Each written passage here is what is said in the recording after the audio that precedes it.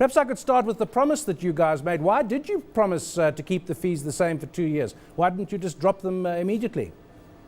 Well, firstly, there was a 2-year moratorium imposed by the Competition Commission, one exchange acquiring another. We had to, obviously, people were scared that if the exchange had to become a perceived monopoly, that would increase fees, which would drive market participants away.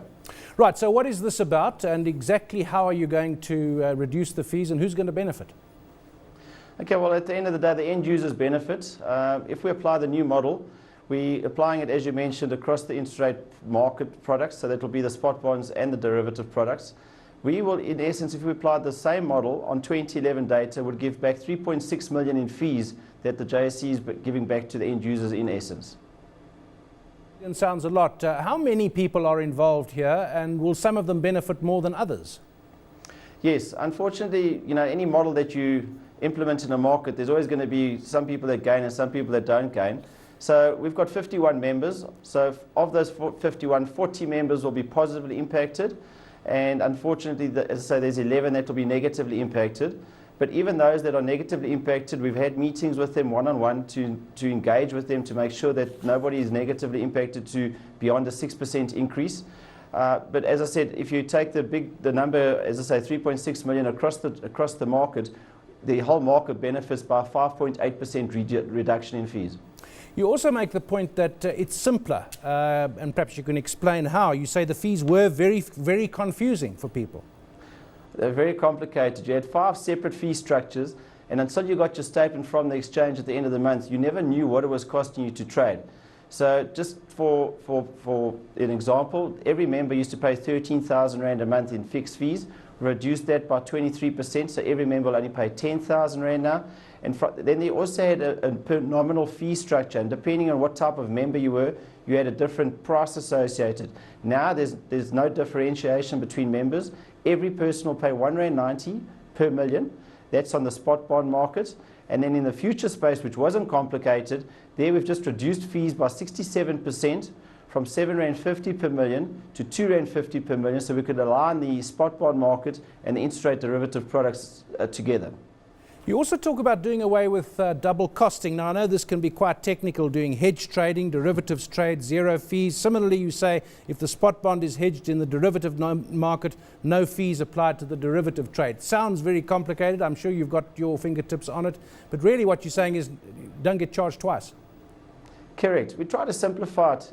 What happens is if a market participant trades in the bond future space specifically, somebody, either that participant or a bank, would go and actually hedge or buy the opposite in terms of the long bond if you had sold a short future. So you would have had a double whammy in fees. You would have paid on the futures market and the cash bond market. We'll ask them to give us that information. We will then zero one of the transactions, either on the futures market or on the spot bond market. We just thought, it's only the right thing to do. We sit with a single platform, therefore we can see both sets of transactions, which is obviously one of the benefits of when we bought BESA, to bring it onto a single integrated trading platform.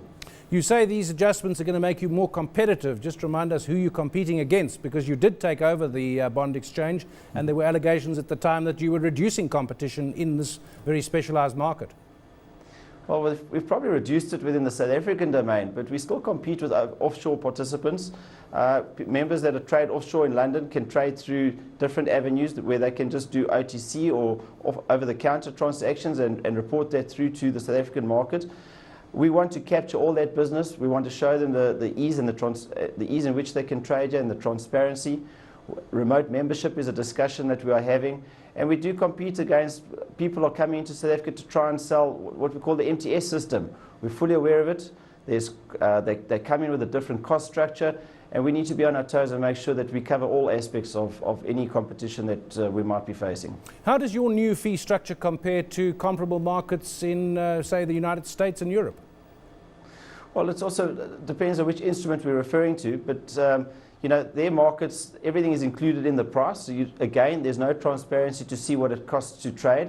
And that's why we've gone one step further to say, it doesn't matter who you are, we'll show you what the end user will pay for that instrument if he had to have traded and transacted on the exchange. So it's very difficult to compare, South Africa versus the US or the European markets, because all their street fee structures are hidden in different manners and aspects.